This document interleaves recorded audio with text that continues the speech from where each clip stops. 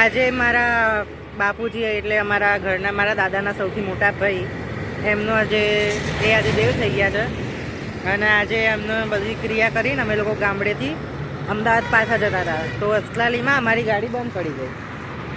અમારી ગાડી બંધ પડી ગઈ અસલાલીમાં.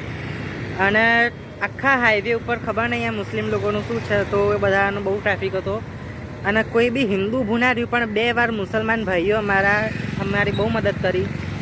અહીંયા વચ્ચે એક રસ્તો છે, ત્યાંથી અમને પહેલાં હાઈવેથી આ સાઈડ કાઢી આપી બિચારાએ ધક્કો મારીને. તો થેન્ક યુ અમારા મુસલમાન ભાઈઓ. અને આ હિન્દુ મુસલમાનનો બધું વેર ના રખાય. ખરેખર જ્યારે જે સાચું માણસ હોય ને તો કામ આવે જ છે. એકવાર પાછો ટ્રાય કરીએ છીએ. એકદમ સિરિયસ કન્ડિશન.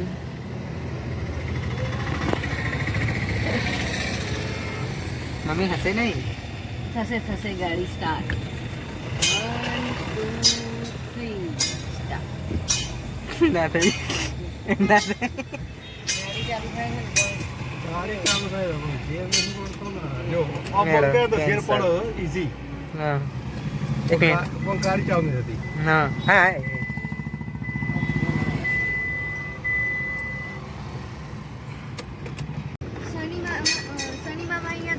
પાણી લખી દે. અહીંયા અમે અમારી જે આ જગ્યાએ ગાડી ઊભી છે એની આ એક ખટારાનું ગેરેજ હતું. તમે થોડું જોયું ને આજુબાજુ, તો એક ખટારાનો ગેરેજવાળો મારા મમ્મીના એટલે મારા મામાનો ફ્રેન્ડ હતો. એટલે મારા મામા બી આવ્યા છે. હા કંઈક તો થઈ હશે.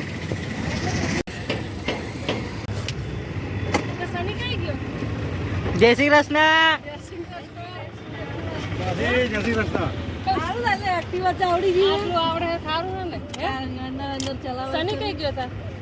એ પેલી કઈક સાકળ લેવા ગયો એટલે કે આપણા ટેમ્પાથી ખસેડીને લઈ જઈએ એમ તે હેડન તાર ઘરે તમે પહેલી વાર દોસ્તના ઘરે જતા હોય અણાવરથી છોકરીઓને નવું ઘર હોય, બે હાહુ હાહરા વાળું ઘર હોય. હવે આપણે તો સ્વતંત્ર જિંદગી વાળો છીએ. કોણ કહેવાનું આપણને? હું તમારો વિડીયો ઉતારું છું. તમારું ઇન્ટ્રોડક્શન ના આપ્યું. તમે તમારું ઇન્ટ્રોડક્શન આપજો. શું હાલો તમે અમને શું છો? એની માસી. મમ્મી તાર જેટલી માસી? 6 માસી.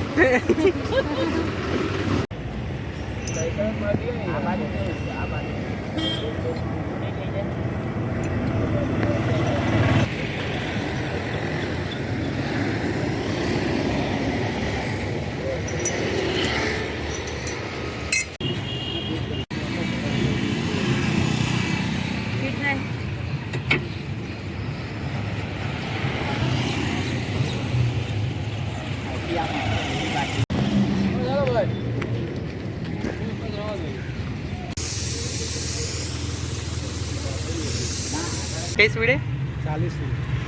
40 ની સ્પીડે જઈ રહી છે. બરોબર. મારા મામાને ખૂબ ખૂબ થેન્ક યુ. આ થારું તો મારા માસી પાણીઓ અહીંયા તો તે કામ આવી. હાસ તો thank you mummy. Mummy thank you. Welcome. બહુ ખુશી થઈ. શું થયું? इतनी खुशी आज तक नहीं मिली मुझे. મને બહુ ખુશી થઈ. આટલું તો હું દુબઈ જઈને ફરી આવ્યો તો આટલી મને ખુશી નહીં થઈ જેટલી હાલ ખુશી થઈ. એટલે અમારી ગાડી ઉપડી એટલે આમ પપ્પાને તો આખા રેલા ઉતરી ગયા હતા પરસેવાના. રેલા ઉતરે ને ફેમિલી જોડે હોય ટ્રાફિકમાં વચ્ચે અને ચારે વાંચવામાં બસ આ લોભા આગળ પહોંચો આવ્યો છે. ખેંચે છે કહું ફોન કરું? હા ના પેલા ભાઈ મારા ગાડી છે ને પેલો ક્લચ પેટ પછી એટલે અસલાલીથી પછી પેલા મારા માસીની છોકરાને બોલાવી ગાડી ટો કરી અને અહીંયા થલતેજ પેલા ટીકુભાઈને ત્યાં ગેરેજમાં મૂકી દઉં છું. એટલે ગાડી ટો કરી દીધી, પહોંચી દીધી છે. પહોંચીને ધીમે ધીમે આવીએ છીએ.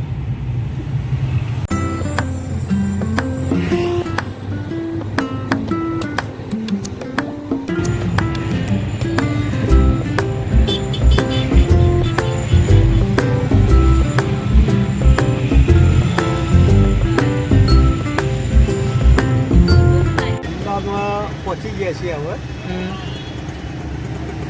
પણ સખત ટ્રાફિક છે, ટ્રાફિકમાં ચલાવવું અઘરું છે. આગળ ટેમ્પો, પાછળ અમે. ખાસો ટ્રાફિક છે કાકા, બગાસું થાય.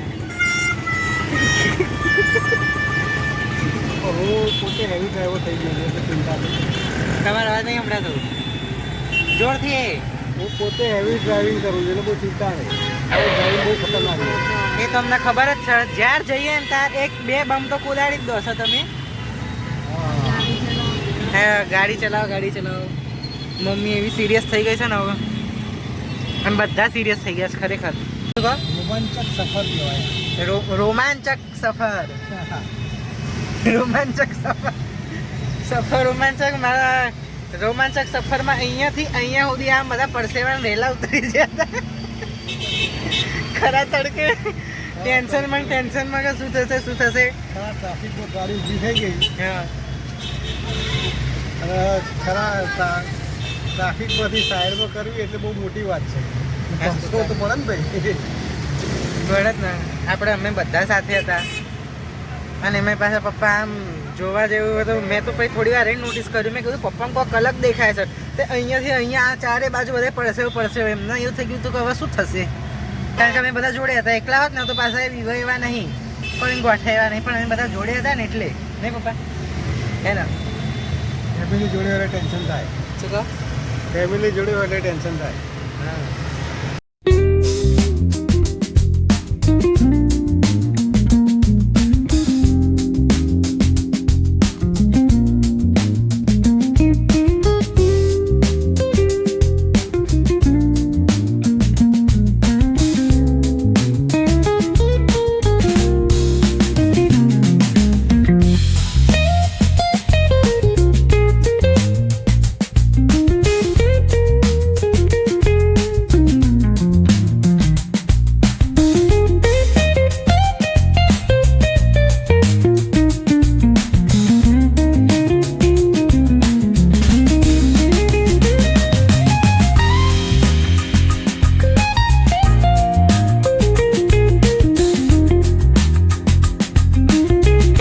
ફાઇનલી અમારી ગાડી ગેરેજમાં પહોંચી ગઈ.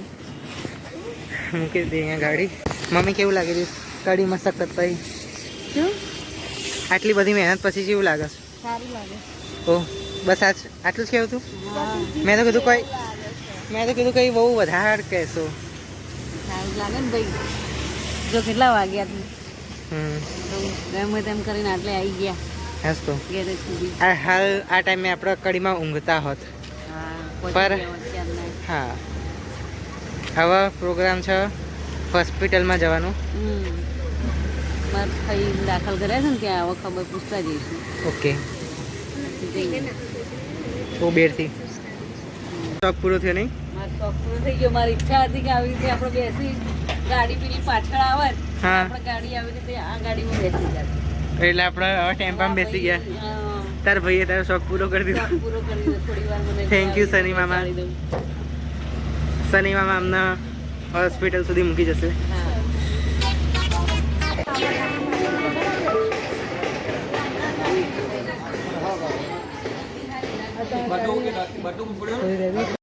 Hello. Hello, how are you? પૂરી મજા આવી ગઈ ખાવાની. અહીંયા આજે તમને કેવું લાગી રહ્યું છે? સરસ્વતી હોસ્પિટલ એક બાજુ દુઃખ પણ થયું, મારા બાપુજી ધામમાં જતા રહ્યા, અને એક બાજુ એમ થાય કે ઉંમર પ્રમાણે ભગવાને એ હેરાન થતા હતા, એટલે ભગવાને સમયસર રીબાયા વગર, દુઃખ પડ્યા વગર ભગવાનના ઘેર ઊંઘમાં ઊંઘી ગયા. ભગવાન એમના આત્માને શાંતિ આપો, વૈકુંઠમાં વાસ આપો, એવી પ્રાર્થના. શું કરો? તો ના કહેવાય. શું? પૂરી પૂરી ઓ, ભૂખ લાગી હતી દીકુ. હવે બપોરે ખીચડી શાક ખાધું હતું. અત્યારે મંજુબાની ખબર કાઢવા આવ્યા છીએ, તો પૂરી ખાઈએ છીએ. મંજુબાને પણ થોડું થોડું સારું છે. સારું જ મંજુબન. સારું. હવે આપણે કડી જઈશું. હા, હવે આપણે કડી જઈશું. બસ પછી ઘેર શું કરશો? હોઈ જશો? ના, તો ભગવાન કુટુંબભાઈ માટે રસોઈ બનાવવાનું બાકી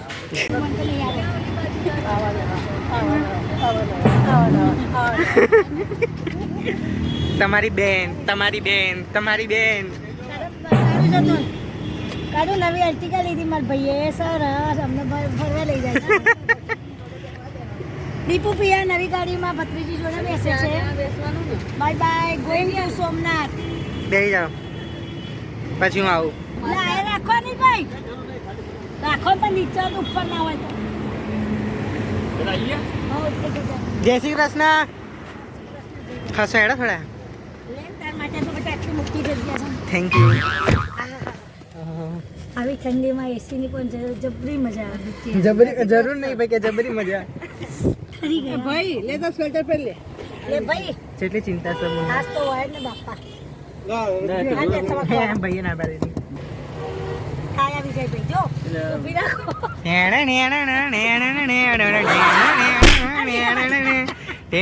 અલે આ તો કોક બીજું છે. એવું જ લાગતું હતું. અમે લોકો હવે ઘરે પહોંચી ગયા છીએ. રાતના 10 વાગ્યા છે. તો હવે બ્લોગ બંધ કરીએ. Thanks for watching. બાય.